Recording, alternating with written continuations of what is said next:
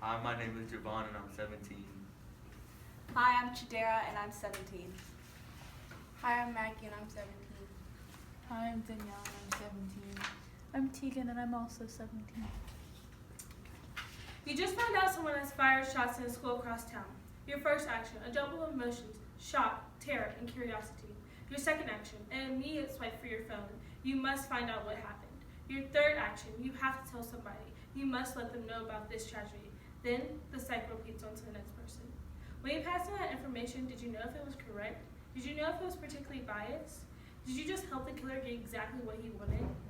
FAIR, which is literally an organization built on fairness and accuracy in reporting, takes the same stance as I do. They believe that structural reform is needed to break up the dominant media conglomerates, establish independent public broadcasting, and promote strong, non-profit alternative sources of information. We all feel that particular panic when a tragedy happens, but at this point, our fear is being taken for granted. Media coverages need to take their time on delivering information before they share it worldwide due to the amount of misinformation, the risk of tragedies that can occur, uprooted from seeking out infamy, and the biased stances they seem to take. These three downfalls that occur within the media not only are wrong, but they can promote the division of our country as a whole. Media coverages need to verify their information and check it before they spread their coverage. These outlets have been at fault of not only dramatizing information, but also listing out completely incorrect details. These incorrect details have in ways led to crisis and panic. As stated by the Center for Information Technology and Society at UC Santa Barbara, in one infamous case, a fake news story moved one man to shoot up a pizzeria that was linked by bogus statements to human trafficking in a presidential candidate. In this incident named the Pizzagate shooting, a man with a semi-automatic rifle walked into a regular Washington, D.C. pizza joint, Comet Ping Pong, and fired shots. Why? He was convinced that the pizzeria contained a hidden pedophilia trafficking ring led by Hillary Clinton in her presidential campaign. Alt-right communities first created this piece of fiction and fake news. Websites promote the lie by citing specific locations such as Comet Ping Pong. It was then retweeted by bots and by people in the Central Republic, Cyprus, and Vietnam, giving this story much additional attention. During and after the 2016 election, Russian agents made false advertisements on Facebook helping Trump get a lead in the election. It claimed it made ads about controversial social issues such as race, the Black Lives Matter movement, and the Second Amendment, immigration, and other issues. The Russians even went so far as to instigate protests and counter-protests about a given issue, literally having Americans fight one another. As stated by the Wall Street Journal in October of 2017, the coverage on YouTube of the Las Vegas mass shooting that erupted after Ariana Grande's concert, as stated by the Washington Post, states that the fifth result when searching Las Vegas shooting on YouTube late Tuesday yielded a video titled "Proof Las Vegas Shooting Was a False Flag Attack. Shooting on the 4th floor." The video said that there were multiple shooters that Sunday in Sunday's mass shooting, a claim refuted by law enforcement.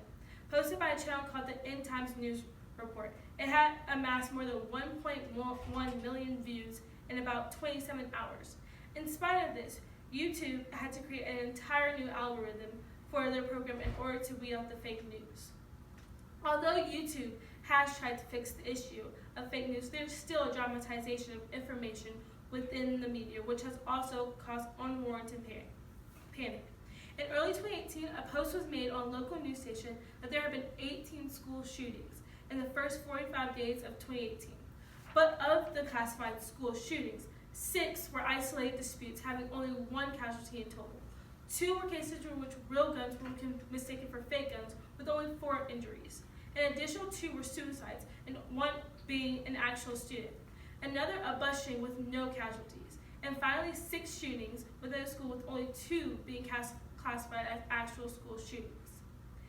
In the tragedy of Columbine, most of the broadcasted information about the suspects were in fact false. CNN headline news explained the 2 gunmen as people part of the trenchcoat mafia who were targeting people who bullied them. Although there were two gunmen, none of them, they weren't part of a trenchcoat mafia, and they weren't trying to target people who bullied them. They just wanted to get a a record of people they killed. News outlets must not only verify the information they're given, but they need to tone back on how they dramatize the information at hand in order not to cause panic. Even though the media coverage has improved on listing out correct details, they have also been at fault of listing out too many details. Media coverage needs to take a no notoriety stance when it comes to discussing major crimes / mass murders. By giving criminals notoriety, news outlets cater to the criminal's ultimate goal and provokes others to want to do the same, as they can also receive fame. Why would you cater to their goals? No Notoriety is a campaign for news organizations to honor the victims while minimizing the coverage on the perpetrators in the event itself. It is well known that popular motivation for mass shootings is infamy. Take the case of Adam Lanza in the Sandy Hook Elementary School shootings.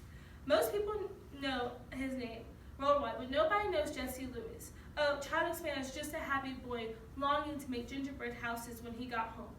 Or a teacher named Rachel Davina, who lost her life trying to protect her students. Why would you know these people? Exactly because the media spent an excessive amount of time accounting details of the event and the shooter instead of glorifying the victims. This can also be seen in the Columbine mass shooting. As stated by Dave Cullen, Dylan Klebold, and Eric Harris' literal goal was to set a record that would be broadcasted all over the world.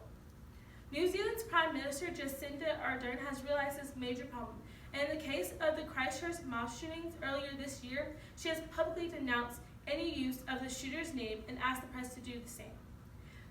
People literally seek infamy. They want to get famous, and they believe that the only way they can get famous is by doing something illegal or tragic.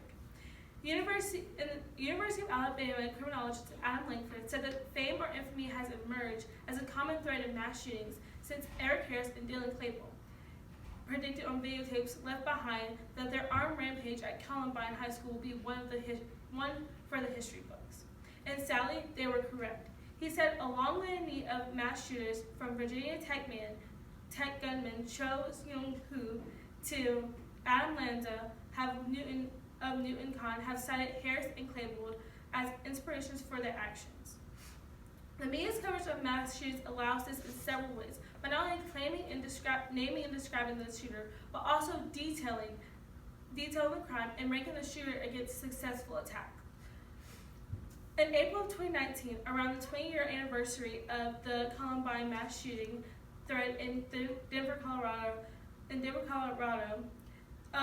there was a threat broadcasted worldwide. Her name was Sol Pays. She was obsessed with Columbine, and she was seeking notoriety. Anybody and everybody heard about this, especially since it was around the time of the last Columbine shooting. The media should never have put that out. They should have just handled it in that area and went about their business.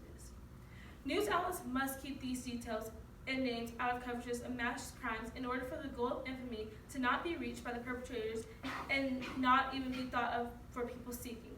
Media outlets not only need to take a no notoriety stance, but they also need to tone down prejudice they seem to display.